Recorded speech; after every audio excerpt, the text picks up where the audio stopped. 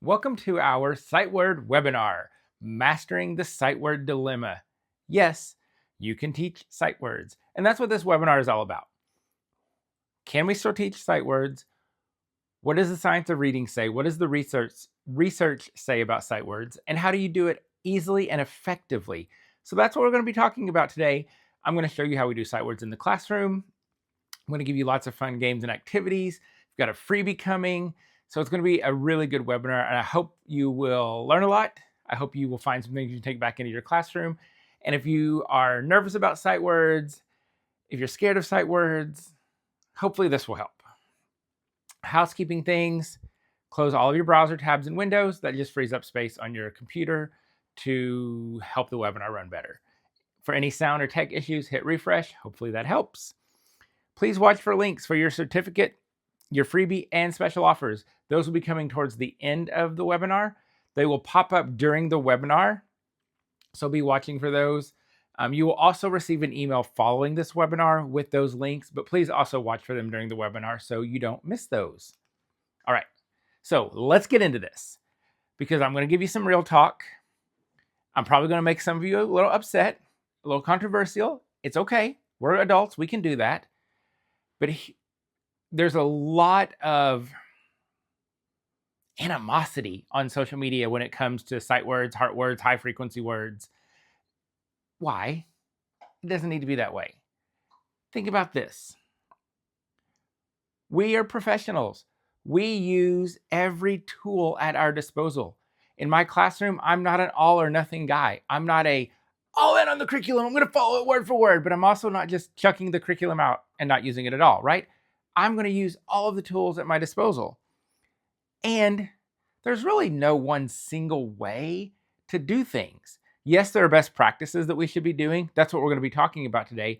But just because I say this is what I do doesn't mean you have to do it exactly that way. Just because someone on social media is screaming about sight words doesn't mean they have it right. And so that's what this is about. What does the research say? What are the best practices? How can we put that into place in our classroom? So that's that. Now, let's get into the controversy. All right.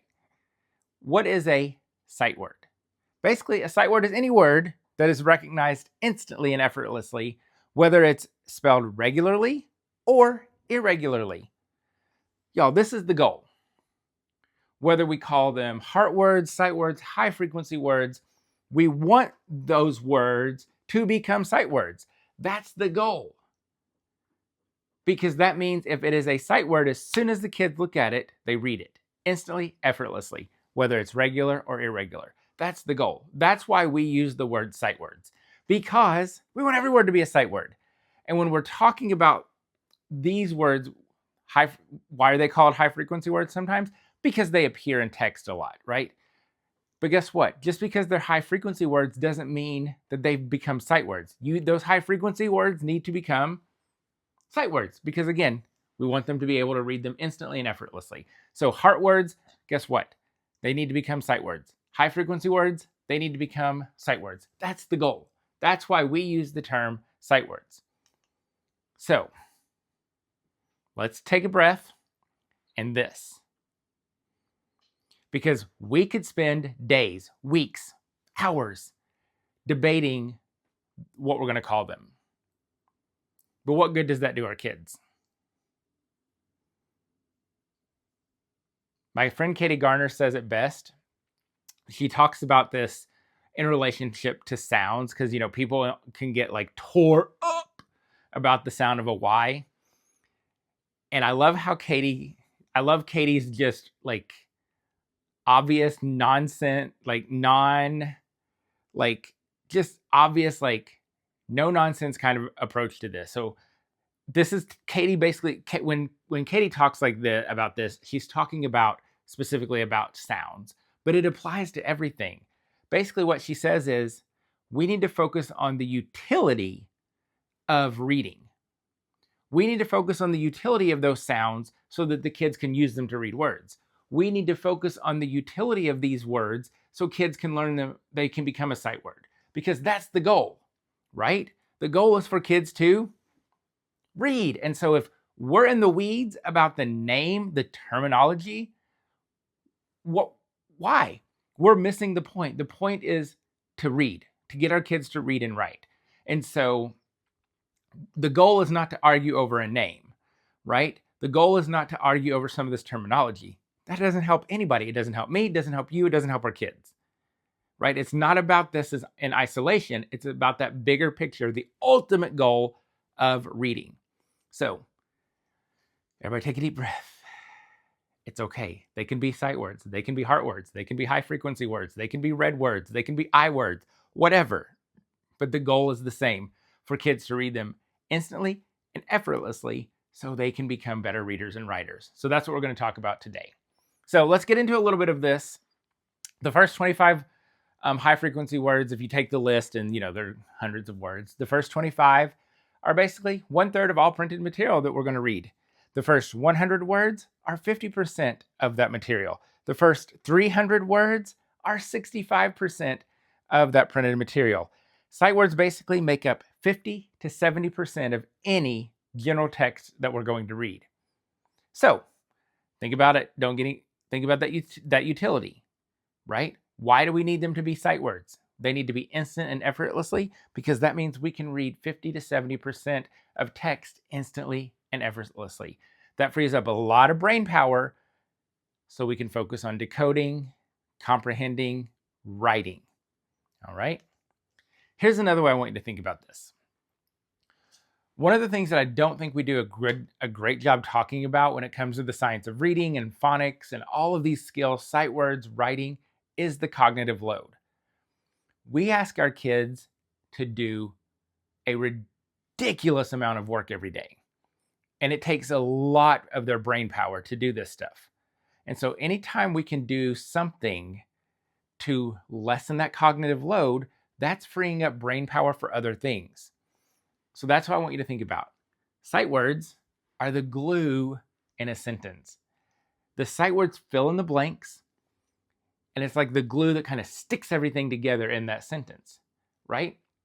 So that the sentence so it makes sense, we understand what we're reading, and when I look at a sentence and I see sight words that I read instantly and effortlessly, I have more brain power. I've reduced the cognitive load on my brain.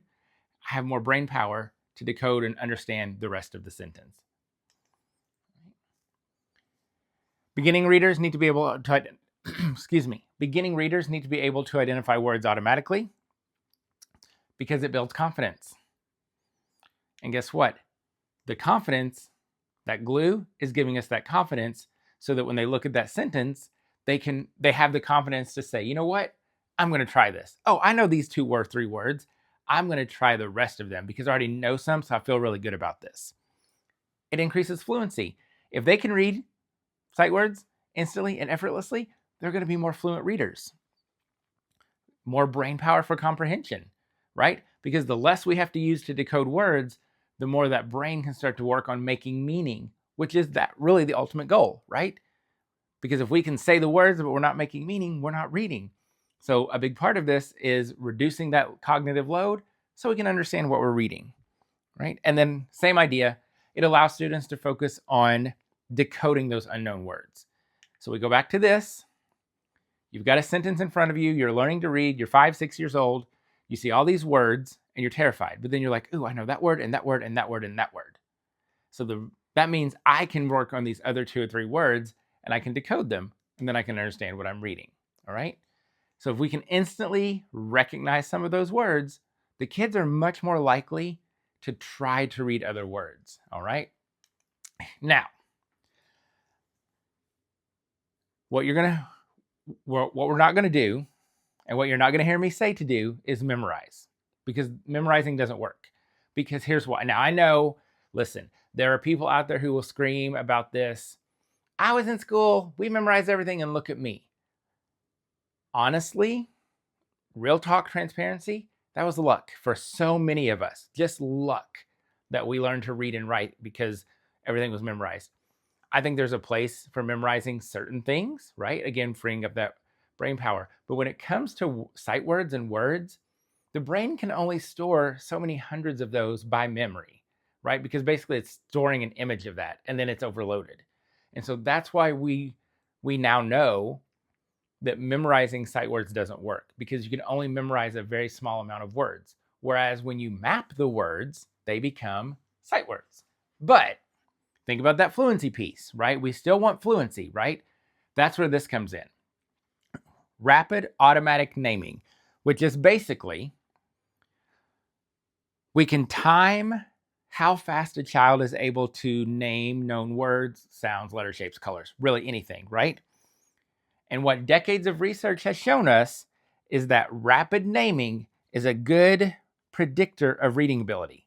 And it can also be an important indicator of dyslexia, which is interesting because the dyslexia screener that my kindergartners take at the beginning of the year is basically, can they name some pictures and can they do it quickly? Because they're common known words. And so if they can't name those quickly, they don't have that rapid automatic naming of those pictures, then we know we might need to look deeper into that issue. So this is what we want our kids to do, because we know if they can name those, if they can read those words instantly, effortlessly, they have that rapid automatic naming, fluency, better reading ability. An analysis of 137 studies with about 30,000 participants concluded that rapid automatic naming, or RAN, was one of the best predictors of reading ability. That's why, yes, we're not memorizing them, but we need them to be instant, to be effortless, fluent. And that's what we're getting to, right? We're going to have these sight words. We're going to learn them. We're going to map them so that we have rapid automatic naming. We're not going to memorize them because that's not going to work, right? Eventually that's going to we're going to fill up our brain. We're not going to be able to memorize anymore. But we do want to make sure that we have this ability to rapidly, fluently read those words. All right. So let's talk a little bit about our approach. We call it Sight Word 60, and I'll explain the 60 part in a moment. Here's how the science of reading supports Sight Word 60. We're making connections to the known sounds in the words, which means, remember, go back to the definition of a sight word, some that are regular and irregular. So some words have parts that we can decode, and then some words, the rest of the word, are irregular, and we have to learn those, right? There's both. And I get this question a lot. They're like, well, what if it's an irregular word? Well, you're going to focus on the parts that you know and can decode, and then you're going to learn the irregular parts. We're going to basically phonemically, I love that, phonemically analyze. We're going to phonemically analyze the word, which I'm not a fan of those kinds of language, that kind of language, because it's like, huh, what? Basically, we're going to say the sounds in the word. We're going to connect to the written form of the word. We're going to promote, which basically all of this, guess what it's doing? Promoting that orthographic mapping. Can I teach orthographic mapping? No. You cannot teach orthographic mapping. All of the steps, all of this is happening to promote orthographic mapping, so that internal process is happening where we're mapping those words into our brain. We're going to segment the phonemes, right? We're going to go back to that phonemically analyze. We're going to say those sounds. We're going to decode the words. We're going to blend the words. We're going to read the words in context. Because the science of reading tells us this is what the kids need, right? So that's how the science of reading supports Sight Word 60. Where does 60 come from? This is it. The way Sight Word 60 works, the routine that I'm going to show you in a few minutes, basically gives the kids over 60 exposures, sometimes well over 60 exposures to the words in the course of a week. Why is that important? Because repetition and practice matter. Did you know that within 24 hours of learning something, we forget 70 to 80% of that? That's why this is important, because we're constantly reviewing and practicing, because research tells us that kids need to decode and blend words 5 to 8 times at a minimum to orthographically map them to their brain. Now remember, we can't teach orthographic mapping. That's not what we're teaching. We're decoding, we're teaching decoding skills. We're doing it at least 5 to 8 times, so then the brain maps that word. Now, that 5 to 8 times, of course, is for most students. We know that there are going to be students who are going to need much more than that, and they're going to need other supports. So that 5 to 8 times to decode a word is for most of our students. We also know that kids need to connect, they need to learn materials. Materials need to be, let's try that again. Materials need to be presented to learners in at least 6 different ways to stick. So you're thinking visually, kinesthetic, orally, written, and then think about tactile, music, games, art, movement, right? All of those are different learning modalities. They need at least 6 of those to help material stick. So we're actually doing that with SightWord 60, right? The science of reading tells us that material needs to be presented in a variety of ways. That's what we're going to do with SightWord 60. Right. Another controversial question, again, don't get in the weeds. What order do you go in? Your district probably has something, your curriculum probably has something, you probably have something you want to use. The way we do it, the way that I've been doing it for the past few years, is we have an assessment called FAST Bridge. It's our benchmark assessment. My kids take it beginning, middle, and end of the year. The middle, now I'm second guessing myself. I know for sure at the end we have sight words. I can't remember if they're in the middle or not. But at the end of the year benchmark has sight words. And so we start with those 50 sight words. We do them, so we took those 50 words that show up on that assessment, and then we grouped them by phonics skills. That's how we do it. So it just makes it a lot easier for the kids. If we're already learning ah, we have words with ah in it, right? So, and it's actually worked out really well over the last couple of years. And then we add in additional words as needed after that 50. But we start with that 50 because of that assessment. Now, I want you to think back a couple slides to that rapid automatic naming. Do you know why that's also important? Because of this benchmark assessment. They have to read as many sight words as they can in a minute. And so that rapid automatic naming is important for that. Now, we're not teaching to the test, obviously, because we want that to happen no matter what. But that is also plays into it because that's part of my evaluation, right? And so we want the kids to do well on that benchmark assessment. So there's another layer to that as well. Real talk, y'all, it's true. All right, so let's get into it. So now we know the why, the research. We're not going to fight about the names because we know the ultimate goal is reading. So let's get into how we're going to make this happen. So SightWord 60, we learn 4 new words each week. Why 4? Because originally, there's no science behind this at all. Originally, when we created SightWord 60, we had to do 100 words, and that was our district requirement. And so we did 100 words a week, so that was 25 weeks, and that left about 10 weeks, which could be for review and practice. So that's where the 4 words came from. It works really well. It's kind of that sweet spot. It's not too few. It's definitely not overwhelming. And so that's why we use 4 words a week. So we do 3 weeks of new words. So new words, 4 new words, 4 new words, 4 new words. Every 4th week is a review week, right? So new words, new words, new words, review. New words, new words, new words, review. So that's kind of the way we go about it. For 3 weeks, we're learning 4 new words a week, and then boom, every 4th week is a review week. Why the review week? Because the science of reading and brain science tells us that we're not giving our kids enough review and enough practice. Kids don't learn skills, they rent them.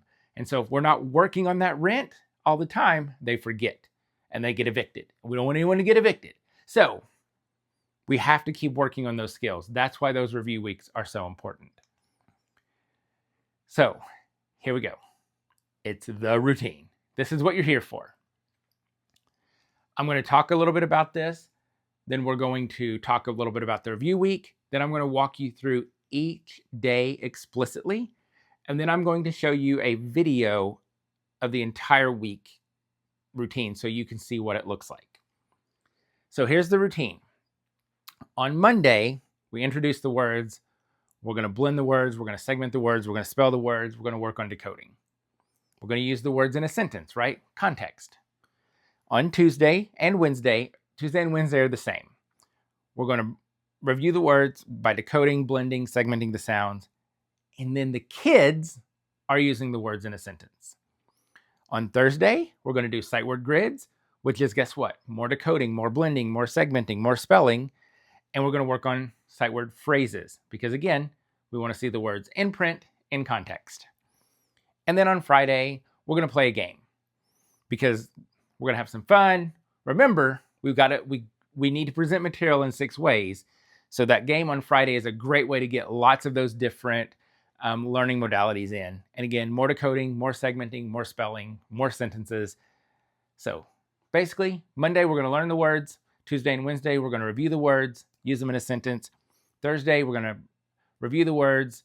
We're going to read the words and phrases. We're going to do sight word grids. And on Friday, we're going to play a game. All right. And so we're going to go into this specific for each day in just a moment. But I do want to talk about the review week. So every 4th week is review. The review week does not do this. The review week does not follow the sight word 60 routine because it would take forever. All right. So the review week, completely however you want to structure this. You can review all of the previously learned words, which we do. And then what we also do is we use our ESGI data because we assess our kids with ESGI and it generates this awesome report, the most missed items, the item analysis report, instantly, by the way. Literally, test, test, test, boom, you have your report. And it tells us which words we're missing the most. So then we use that review week to target those words as well. So that's kind of how the review week is structured. And that review week, we can be reviewing with PowerPoints, writing, games, all of the stuff that you're going to see, you can pull those pieces in to that review week. All right, let's get into sight word 60. Monday, we're going to introduce the words. So we're going to say the sounds. We're going to phonemically analyze. Y'all, listen, I just when I hear somebody talking to teachers about this kind of stuff and they start using all of these big, very niche kind of words, I'm just like, those teachers, I don't need to know that. I need to know, how do I do this in my classroom and how do I help the kids?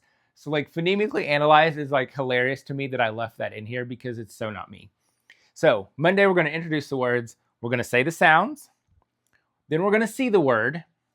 We're going to say the sounds again, right? We're going to blend the sounds. We're going to spell the word. And then I will use the word in a sentence. And the kids will repeat that sentence. Okay. The whole goal of all of this is to promote that orthographic mapping process to happen in the brain. All right. Now, this is what it looks like. So what happens is on my board, on the screen, it's a blank yellow slide. Why yellow, Mr. Greg? Why did you pick yellow? Here's why. Yellow is the first color that your brain recognizes, that your eyeballs recognize. Try this out. Look at a group of people. You'll be almost immediately drawn to the people wearing yellow or people with blonde hair. True story. When I'm looking, the camera is right here in front of me, and when I'm looking, every time I look at the camera, do you want to know where my eyes are drawn to? Right down here, because of all this yellow, right? And now sometimes if I move enough, I catch the yellow drawers behind me. So that's why it's yellow. It helps the kids to focus in on that. Now listen, I think let's just all wear we all need to go and buy all yellow clothes and we only need to teach in yellow. Maybe that will help the kids pay attention and focus, right? Probably not, but it's worth a shot. Why is the text green? Because there's some research that says that yellow background, green text can help recall by up to 80%. You know what? If this could possibly help a little bit, we're doing it. So that's why it's yellow and green. All right, so it's a blank yellow slide. So we'll pretend the word isn't there, right? And I'll say, so we're going to pretend it's blank. And I say the word is. Good. Say the sounds. Then they say the sounds. Then I show the word. So all they're seeing is a yellow slide, and they're telling me the sounds in the word. Then they see the word. We say the sounds, right? Is. Then we can spell the sounds. So we can spell I-S, and you'll hear and you'll see in the video in a moment. Because remember, I'm going to show you a video of each day. I tell them to touch their brain. So they'll say I-S. Why? Because it's a repetitive pattern. And so that's helpful for the kids. But also the research says if we make physical contact with our brain area, it can help the learning. All right. So basically Monday, we're going to introduce the words. We're going to say the sounds. We're going to blend the sounds. We're going to decode the word. We're going to spell the word. We're going to use the word in some sentences. All right. Tuesday and Wednesday are pretty much the same. Sentences. So first thing we're going to do Tuesday and Wednesday is we're going to review the words. Oh, let me go back one thing. On Monday, we're doing all 4 words. We're learning all 4 words on Monday. How long does that take? About 6 minutes. It's a really quick, fast thing that we're doing. We're not dragging this out. So 6-7 minutes on Monday to introduce all 4 words. You don't need a lot of time because all week you're reviewing and practicing and you have that repetition. All right. So Tuesday and Wednesday, we're going to review all 4 words quickly. We might decode them. We might blend them. We might spell them with our PowerPoint. And then the kids are going to use the words in a sentence. Take a deep breath because this part can be tricky. It can be a little overwhelming. All right. This is also aligned to the science of reading because it says we need to use words in context to build that language. Some words like can, easy. The kids will say, I can run, I can talk, I can play, I can draw. But then some words like two, and two, there, it's harder for the kids to come up with sentences. So a lot of times on Tuesday, I will model some sentences. They will repeat the sentences, and then they can come up with their own sentences. So just keep that in mind. And then Wednesday, because we had some modeling on Tuesday, Wednesday when we're doing sentences, they can do it much more independently. A couple of things about the sentences. Yes, they're going to repeat each other. 100% fine. They're talking, they're using the words, they're grammatically correct. Good. Number 2, and I know this is going to sound really trivial, and some of you are probably going to think I'm ridiculous. That's fine, but it's valid. Don't repeat the sentences. Because if a kid says, I can run, and then I say, I can run, whose sentence is that? Mine. We're taking ownership of that away from the kids, and we don't want to do that, right? It's their sentence. They need to keep the ownership. It's hard, right? Because sometimes kids are soft-spoken, and so you want the rest of the class to hear it. So you want to repeat it. Try not to. Now, if the sentence is grammatically incorrect, I will say it correctly, then have the student say it correctly so that it's still their sentence because they're the last ones to say it. Just something to keep in mind. All right. On Thursday, we do 2 things. We do our sight word grids and we do sentences or phrases. So the sight word grids look like this. These are done whole group. Used to do them in small group, but we found that whole group was much more effective and a much more efficient use of our time. Again, decoding, segmenting, oral blending. So I'll say like, all right, find the word d, I, d, and they find it. And they have to decode it, and then they spell it. And then we use it in a sentence. And then what happens is I say, okay, color did red. So they find all the dids. There are 4 of them, and they color them red. And the whole time I'm saying, what word, what word, what word, what word? And they're just repeating the word. And then I'm also saying, I did my homework. I did a flip. And so as they're quickly, very quickly, the whole goal, like this is all about scribbling. We're not talking about like beautiful artwork here. They're coloring very fast. We're repeating the word. I'm using the word in a sentence. And then on Thursday, when we're done, this goes home. And this is how they practice the words at home. All right. Here's the thing. Because I know people are going to be like, oh, families don't help. No, but parents aren't helping them. They can't help them. You know why? It's overwhelming for the families. They don't know what to do. So at the beginning of the year, I send home a letter with a picture of a sight word grid, and I say, hey, these are our sight word grids. They come home on Thursday.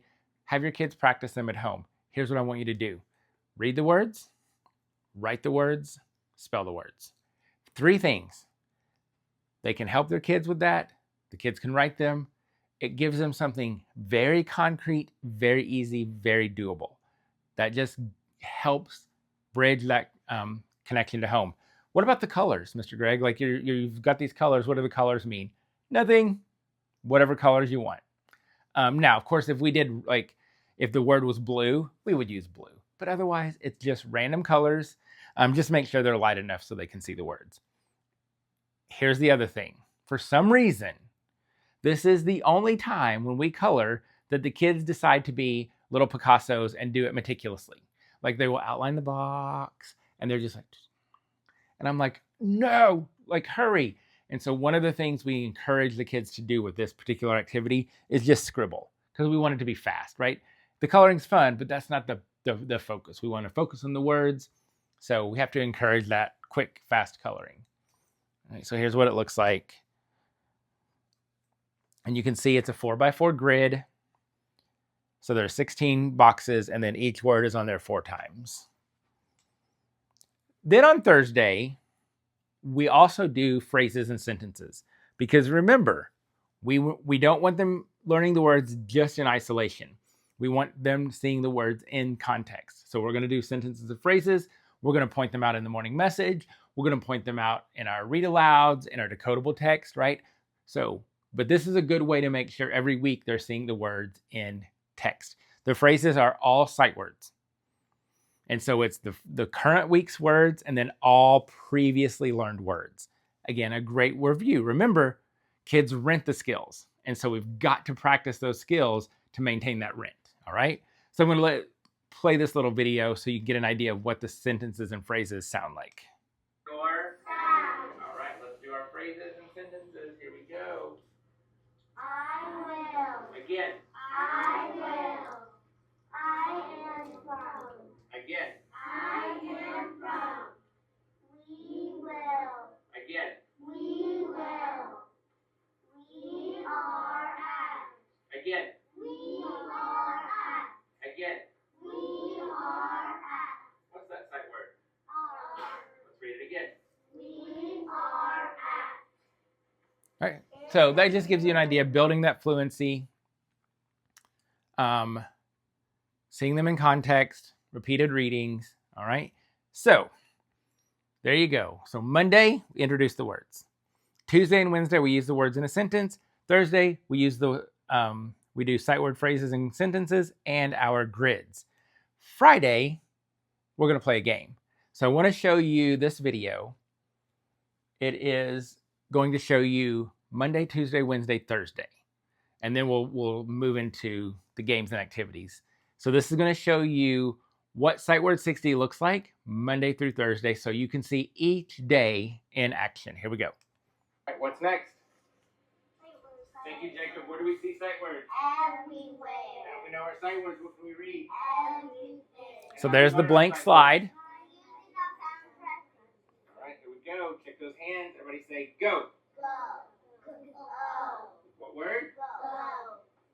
Go. Go. Again. Go. Go. Touch your brains and spell go. G-O. What word? Go. What word? Go. Lyric will go to the doctor. Lyric will go to the doctor. Thank you, Miss Hack. Aranza will go to Target. Aranza will go to Target. Jacob will go to my house. Jacob will go to my house. Can I go to your house? Can I go to your house? It's time to go to lunch. It's time to go to lunch. What word? Go. What word? Go. Use your sounds. Go. Go.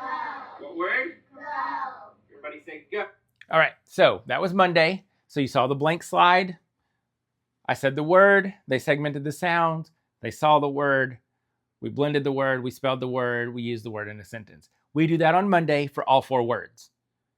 Right? So again, Monday, we're doing that what you just saw for all 4 words. You saw how quickly that went. That was go. That was the entire routine for the word go. So about a minute, right? A little bit. So that's why we're saying 6 or 7 minutes on Monday max. 10 at the max if it's, but really 6, 7 minutes. Now, Tuesday. What word?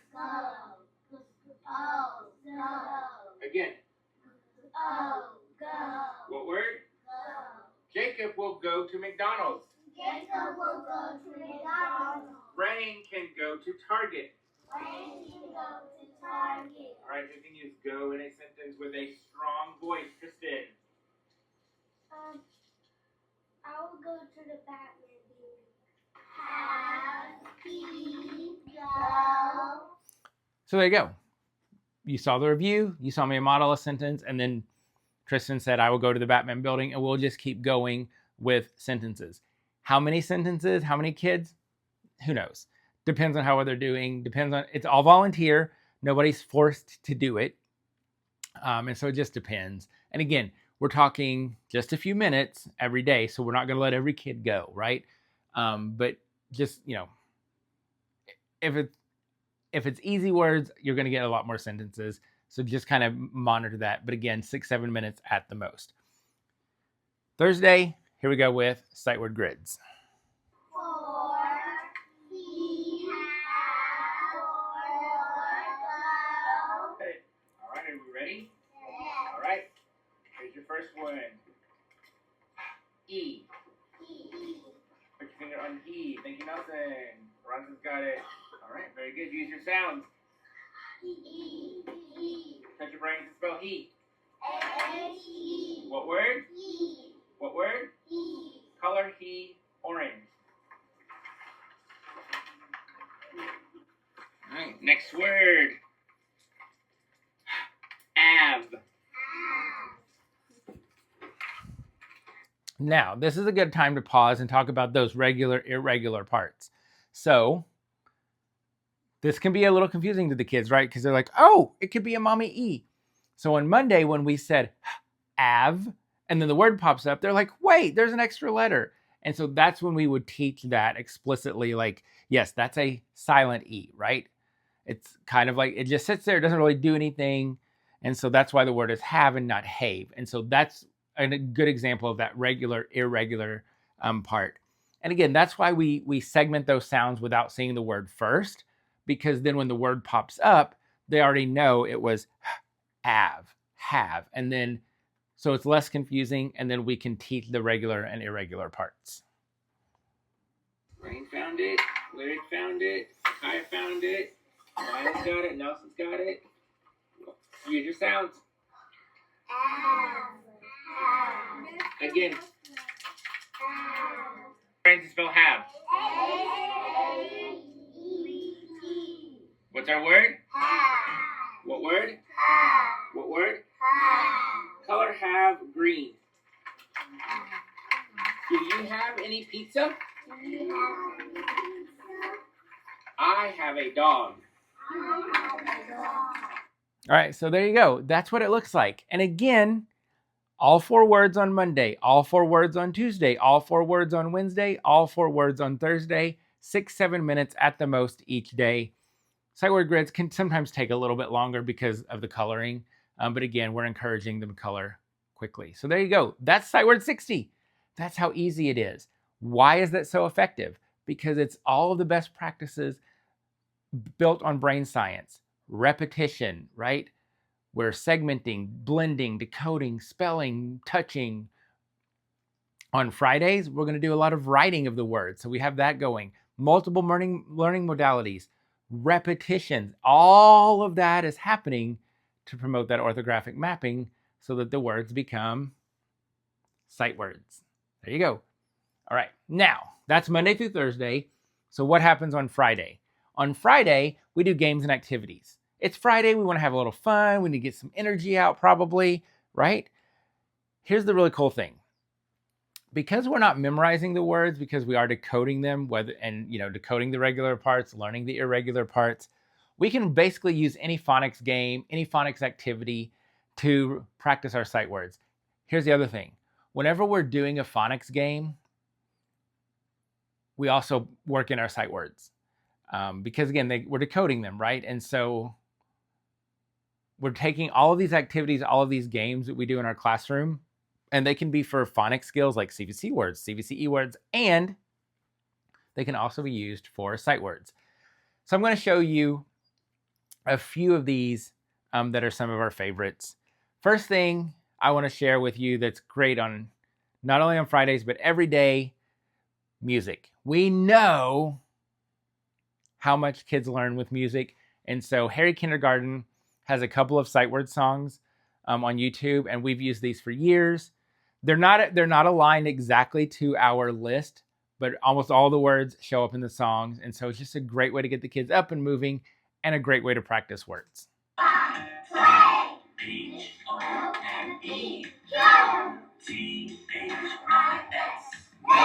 They're dancing. They're basically at a club having a rave. So have some fun with the music. Sight word graphing is one of our go-tos for Friday activities. It's really easy, kind of low key. So it's a good one. It can be pretty quick. So the grids that we use, they come in the 4x4 grids, but they also come in a regular size grid. So what we do is we take that regular size grid, we copy it on colored paper, cut the words apart, throw them in some kind of container, bag, bowl, whatever. Kids come up quickly one at a time. They choose a word. The student who has the word reads the word. The class reads the word. We can decode it. We can segment the sounds. We can spell it. Guess what the kids are doing on their whiteboards? Writing the word, right? And then it goes on our graph. When we're done, we can analyze the data. So we've got a little bit of math happening as well, right? But what did you notice? Repetition, all of those skills, right? Segmenting, decoding, spelling, and writing, because they also need to be writing the words. Sight word spin. Y'all listen, get yourself a dry erase spinner from Amazon. Here's why. You will use it 165 days out of the year. Like, I use this thing all the time for all kinds of things. So I just write the words. Kids come up one at a time. They spin. Whatever word it lands on, we read the word, spell the word, decode the word, all the things, and write the word, right? This is a fun one. Kids love this one. Cover your teacher in sight words. Write the words on sticky notes. Same thing. We're going to decode the words, spell the words, write the words. Kids are writing them on their boards. We're using them in sentences. What are you catching on? Review, review, review. Practice, practice, practice. Okay? So here we go.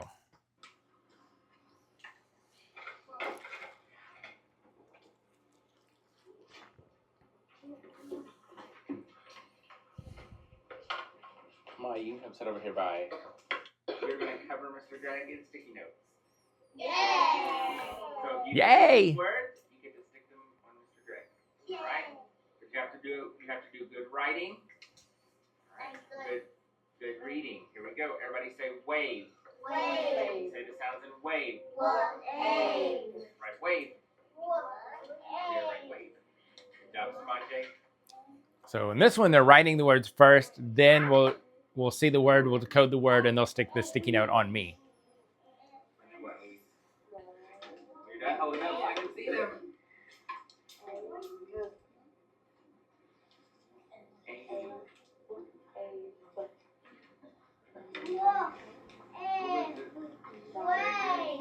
Good. Touch your brain to spell wave. Right, everybody look up here. Hold on. Read the word. Wave. All right, Javier.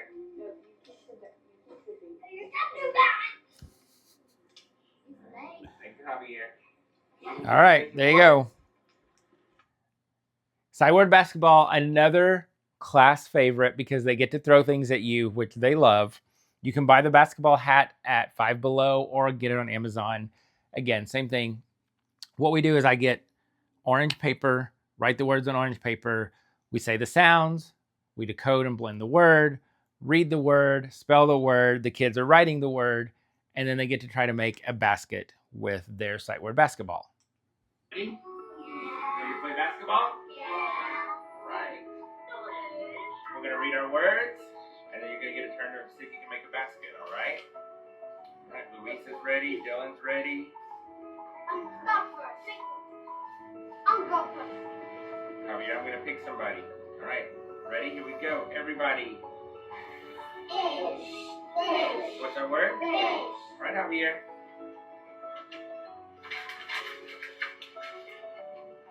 No, you can get up there. You got to stay down there.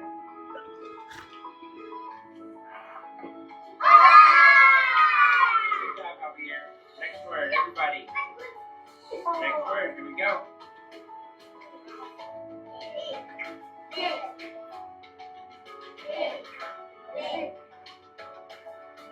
Not good. All right, so that's sight word basketball. Again, you can get the hat at Five Below or on Amazon. This is another class favorite because, of course, the song, the movie. Do you want to build a snowman? It's y'all go to Dollar Tree, buy a white trash can. I used a permanent marker and drew Olaf some pipe cleaner. Yeah, we call them pipe cleaners because they're pipe cleaners. And then a piece of cardstock to make a nose. And do you want to build a snowman? Exact same thing we just did in sight word basketball, but we're just doing it with snowballs. And so they're going to, same thing. Read the word, say the sound, decode the word, blend the word, spell the word, write the word, use the word in a sentence, and then they're going to try to throw the snowball into Olaf. Guess what? Change out the bucket. We do this in the spring when we do space. It's a green bucket. We make it look like an alien. So you could literally adapt this to any unit, theme, skill, season, holiday, whatever for this game. All right, I have a question for you.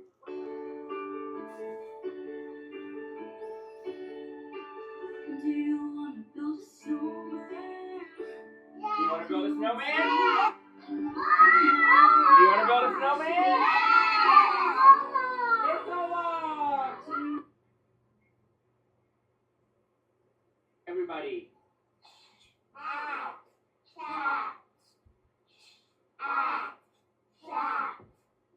What does chat mean? Why are you chatting? Do y'all keep chatting on the carpet?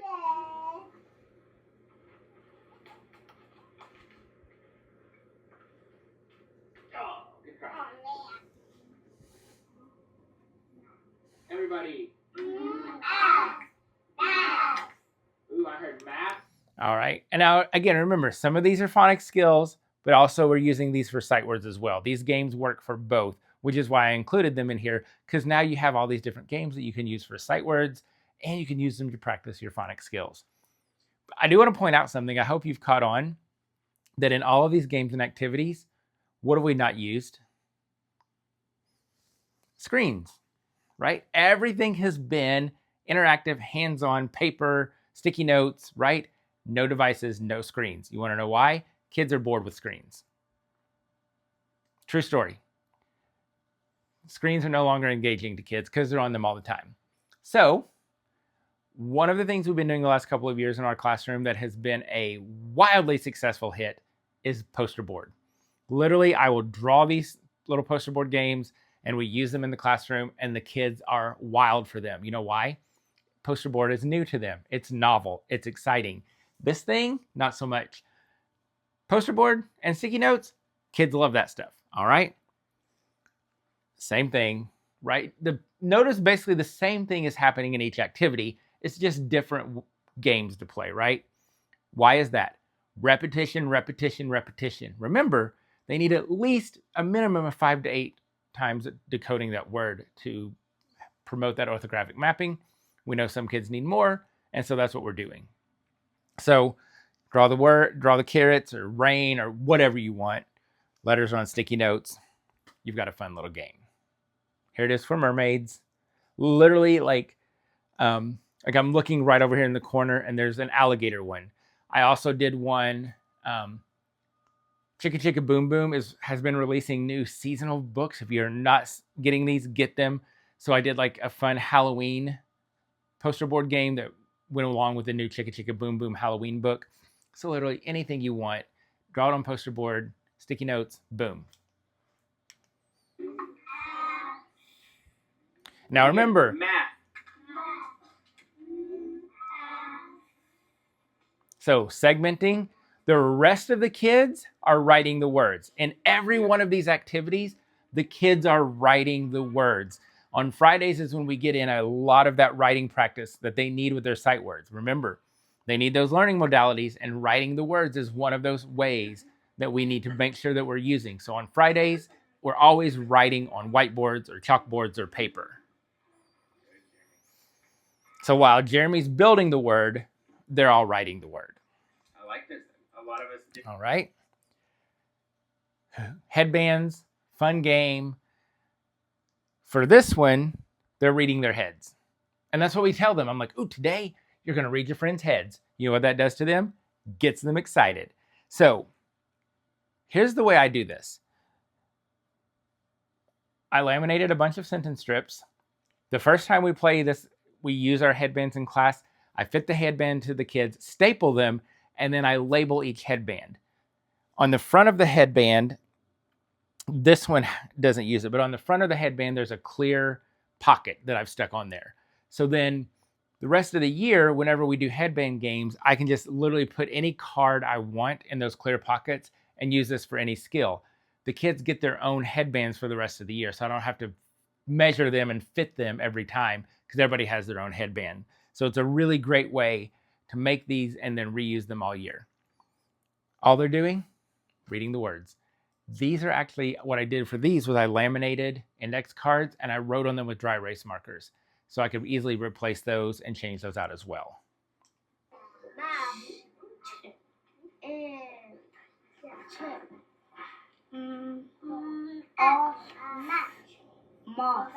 Boom.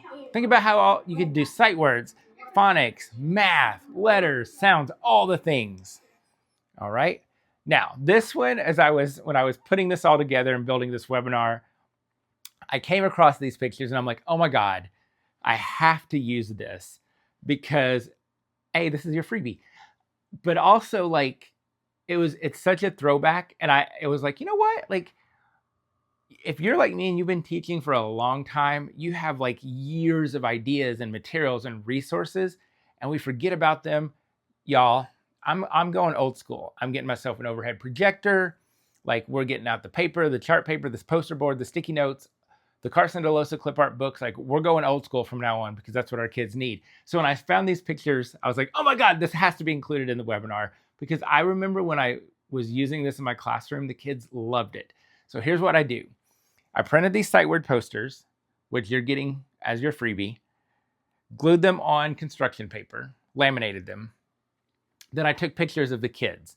And so there's like 99 words.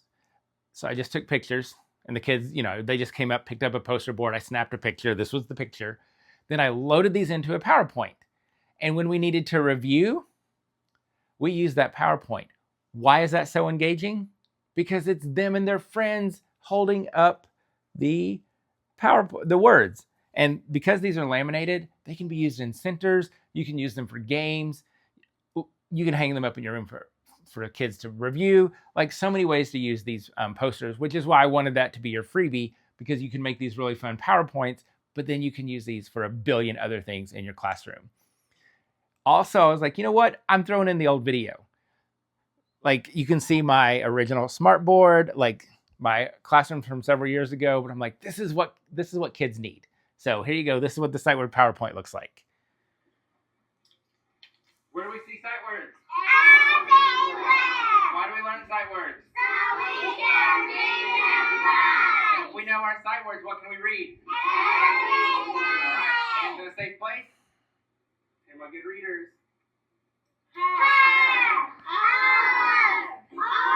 Boom.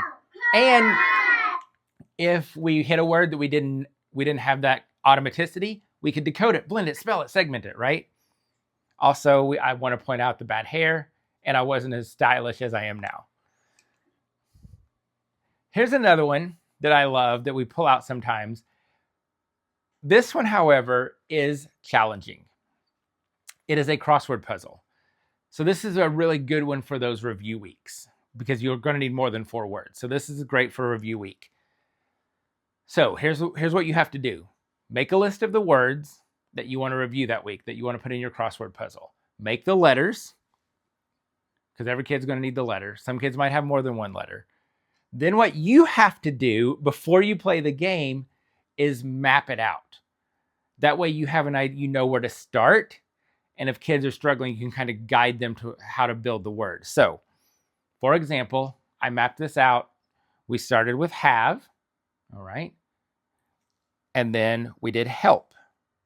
And then, play, you, too. And so you kind of map it out so you know what it's going to look like, so you can kind of guide that. But again, a little more challenging, but it's a lot of fun. Great way to practice the words. Digital word building. We do this one sometimes just because it's different, right? And the kids do like to use the smartboard. So it's okay to use it occasionally, and it's okay to use it like this intentionally. And again, the same process, saying the sound, decoding, blending, segmenting, kids are writing, but it's just something a little bit different. And so they can just move the letters digitally, spell their sight words, read the words, using the words in a sentence. Kids are writing. Of course, Nathan is very meticulous. All right, so there you go. This is another one that my kids love, and I love it. And here's the thing. I see on social media, we're always asking for ideas for doors, bulletin boards, and hallways, but we want it cute, but admin wants it aligned to standards. We have you covered. Sight word projects. They're cute. They make great displays. Standards.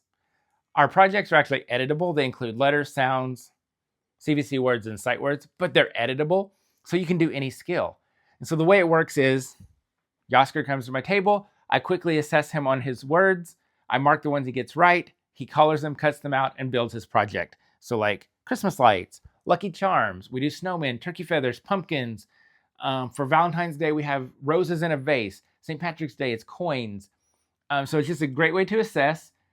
Great way for the kids to be creative. And then you get this great hallway display that satisfies our need for cuteness and admin's need for standards-based. Word mapping, great in small groups. This is really good for kids who are struggling. Remember, ESGI. Use that data. Kids who are missing those sight words, pull them into a small group, do some word mapping. You can also use this for those most missed words, right, in small groups. So this is a great way to target students who need a little extra help. And so basically all they're doing, you're saying the word, they're mapping, spelling, decoding, blending. How does it work? Mr. Greg, you talked a lot about this. You've told us how much you love this, how effective it is. We know the science and the research. Does it work? Here's your proof. 95% of my students mastered all 100 words when we had 100 words. Last year, here's my FastBridge data. 88% of my kids started the year in red. 68% of them ended the year in green. And you can see how much growth happened. So there you go. Now, I do want to talk about the assessment piece because it's so important to drive that instruction for those review weeks. I mentioned we use ESGI for our assessment. Here's how we do sight word assessments. Formally, at the end of the 9 weeks for report cards, we assess all of the words from that 9 weeks. And if it's later in the year, all of the words for that year. We're also doing that because it'll give us an idea of how we're going to do on that benchmark assessment. And then the rest of the time, because ESGI is so quick and easy, literally the kids sit down with me, you're clicking yes, no, boom, you're done. Immediate data. So it literally takes just a few minutes and I have real-time, current, actionable data. So anytime I want to know how the kids are doing with sight words, and especially heading into those review weeks, I pull out my laptop or my iPad, assess them, and I have the most current real-time data on our sight words so I can target those review weeks. Paper pencil would not allow this because it would take forever. With ESGI, this makes Sightword 60 so much better because it's so fast and the data is instant and it's all done for you. So this is what it looks like. The kids sit down, they read the word, you click yes or no, boom, instant data. Another thing we love, the growth. That's our growth line. That's in ESGI. So the kids love to see that. You know who else loves that? Families, because they can see the kids are learning. This is the item analysis. And so these are the words we're doing really, really well on. These are the words we're okay on. Guess what we're doing down here? That's our review week. We know to target our review week right here. And again, paper and pencil would make this a nightmare. ESGI is instant data, instant reports. You can even send home parent letters and family letters. You can even send home flashcards. ESGI does it all. So it really makes SightWord 60 so much more effective and makes it easier for us to target and differentiate and support our students so we can fill in those gaps so that we're going to do okay on that benchmark assessment, but when we're filling in that gap, we're making better readers and writers, and that's the ultimate goal. All right, I'm going to pop this up. We'll also send this to you in an email, but you need to try ESGI. You can actually try it for free, no credit card required, 60-day free trial, and you'll be entered to win a free year of ESGI. So take out your phones. If you're watching on your phone, we'll send you the link. Don't worry. Scan the QR code. I'll give you a moment. Sign up. You'll have a 60-day free trial to try it out. And then if you decide to get it, this will also save you $75 off of the price. And what will happen is ESGI will they'll choose the winners and then they'll contact you. Right. Scan the code, get a 60-day free trial, test it out. I promise you will love it. I've used it for 14 years, I think, and it's consistently my must-have #1 classroom tool because we beg people to take things off of our plates. That's what ESGI does. It takes something off of our plate and gives us more time to do what we love, which is teach. All right, and if you didn't get to scan the code, don't worry. We'll put the link in the email that comes to you as well. All right, and of course, as our thank you for being a part of our webinar, we have some amazing special offers for you. These are webinar exclusive only offers valid for the next 2 hours. The links are appearing and you will also receive the links in your follow-up email. We have a SightWord 60 resource, which includes templates for the PowerPoints, templates for the grids. I think there are parent letters in there. There are worksheets to practice sight words, links, directions. Everything you need for SightWord 60 is included in our SightWord 60 resource. Now, you're not going to get a PowerPoint with pre-built words and pre-built templates because that wouldn't work, right? Because your list isn't my list, blah, blah, blah. So you get all of the templates. It's all editable, so you can create your own SightWord 60 routine in your classroom, but everything you need is here. Regular price, $12. You get it for $6. We talked about our SightWord projects, our phonics project bundle, our projects. So we have a bundle of them. There are 12 of these. So we have the whole year covered. And again, they're cute. They satisfy our need for cuteness. They're also standards aligned and they're academic to satisfy admin. I do want to mention that we've updated most of them. We're working on getting them all a little more updated. So just know that as you get the bundle, updates are coming. So they're getting better, even better than what you're getting now. So just be aware that they're being updated. Get all 12 phonics projects, regular price, $59. You get them for $24. And we also have our SightWord spelling resources. These are perfect for centers and small groups, even whole group. These could be a Friday activity as well. Basically, the way it works is there's 2 cards. So you would decode the word and match the word. And then there are letter cards. And so you spell the word. So they're decoding, reading, segmenting, spelling, writing, because there's also recording sheets. So you're getting all the things. They're also editable. There are 200 words included in each one, but they are editable. So you can include your own. And some of these are also in the process of being updated as well. You're going to get all 13 of those in a bundle, regular price $71. You're only getting it for $19.99. And so think about that. 13 times 200, that's a lot of words. It's a lot of practice. And as your freebie, I mentioned this a moment ago, you are getting the SightWord posters to make your own fun PowerPoint review PowerPoints. And then, of course, you can use these posters for unlimited things in your classroom. So I wanted you to have those because I knew they would be incredibly useful in your classroom. So that's your exclusive freebie for being a part of our webinar and just as a way to say thank you and to help you bring some of this into your classroom. Again, your exclusive webinar offers, SightWord 60, regular price $12. You're getting it for $6. Our phonics projects, SightWord projects bundle, all 12 of our projects, regular price $59. You're getting them for $24. And our bundle of SightWord spelling resources, again, these are printed center activities, small group activities. Regular price $71. For $19.99, you're getting all 13 of those editable resources. And again, these are webinar exclusive specials available just to you for the next 2 hours. So take advantage of those. Grab those resources to make your sight word implementation easier, more fun, more effective. All right, thank you all so much for hanging out with me for this webinar. I hope it was useful.